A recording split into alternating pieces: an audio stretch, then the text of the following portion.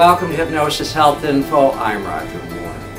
I talked the other day about diabetes doubling here in the United States since 1980, and so yesterday, which was June 29th of 2011, I was quite interested in another article that I saw on WebMD that talked about how people that have diabetes do not alter their lifestyles. And the article says most people with diabetes know the lifestyle changes they need to make to help control their condition, but fail to follow through, according to findings of the largest non-governmental study of its kind. Nearly 9 out of 10, 87%, of 3,867 people with type 2 diabetes surveyed knew that obesity can aggravate their disease, but only 70% said they had tried to lose weight in the previous year, and only 1 in 3 indicated they had maintained their desired weight for more than 6 months. About 1 in 5 participants, 17%, reported they prefer a pill to exercise and diet, and 5% said they didn't even bother to try and stay healthy. When it came to exercise, 63% of the respondents reported their doctor had recommended an increase in physical activity in the past 12 months. But only 13% said they were physically active within the last week.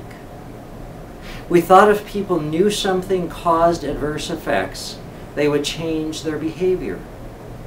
But it turns out that is not true. What is needed are new ways to motivate patients. That include a tax on sugary drinks, more nutritious school lunches, and even insurance discounts for patients to improve their health. Well, you know, folks, this really isn't all that new information. Dr. Dean Ornish has talked for several years now about how 90% of the folks who are told that they have to change their behavior, change their lifestyle, or die. You know, they have a bypass surgery, and the doctor says, look, you got to lose weight, you got to stop eating fast food, you got to exercise, you got to stop drinking and smoking. They'll do that, some of them for up to 6 months or so, but pretty soon they're back to their old behaviors and they die. 90%.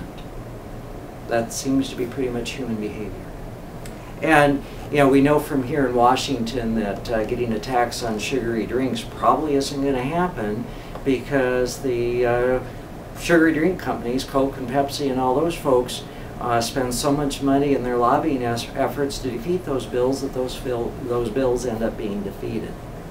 So getting a tax on it probably isn't going to help, and for the most part people are going to buy their sugary drinks anyway, unless they truly want to change those behaviors. So here's the deal. Hypnosis can help you change your behavior. It really can. Because hypnosis is really all about you taking control of the trance you're in.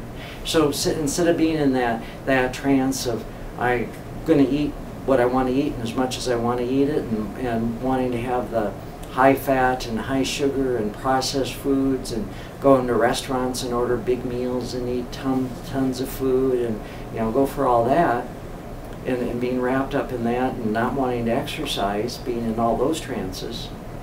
You can change your thoughts, you can change your emotions, you can change your behaviors, and suddenly have a very healthy, very great craving for vegetables, for whole grains, for fruit. Prefer water over alcohol and be totally satisfied sitting there drinking water instead of a beer or a glass of wine, and just allowing each sip of cool water to refresh you, to relax you, to soothe you, to be just totally enamored by the taste of water. You can do that with hypnosis, and discover that instead of eating when you're stressed or bored or lonely or angry or upset about something, that you learn to eat when you're truly physically hungry. To stop eating when your body says enough, no more.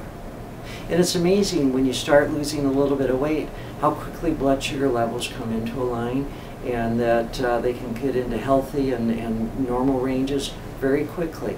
Usually within 3 weeks, when people start eating healthy and losing a little bit of weight, blood sugars are coming down, and often people are being reduced off of medications or totally taken off of medications here at Slender for Life when they change the way that they eat and change the relationship with themselves and the relationship with food.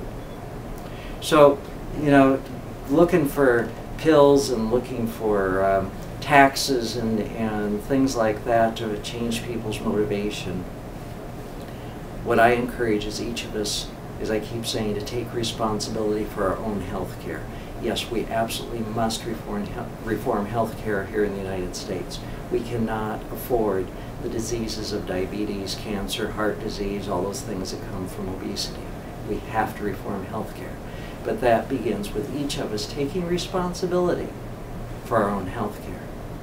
Changing our thoughts, changing our emotions, changing our behaviors, changing our relationship with ourselves, our relationship with food, getting out, moving our bodies, getting to a healthy weight, staying there. So take a look around here at Hypnosis Health Info and at Slender for Life. Look at all the tools, all the resources that are here and available to you to support you in creating that new relationship with yourself and changing your thoughts, your behaviors, allowing you to create health and wellness. And if there's any way that I can support you, please give me a call, 206-903-1232, or send me an email, roger@hypnosishealthinfo.com. If you live here in the Puget Sound area, here in Seattle, you can come to this office in the Medical Dental Building. Or over in Bainbridge Island, you can come to my office there. Once a month I'm in Forks, Washington, home of Twilight. And if you live too far away, then we can set up telephone and Skype sessions to support you in achieving your goals. I'm Roger Moore, and this is Hypnosis Health Info.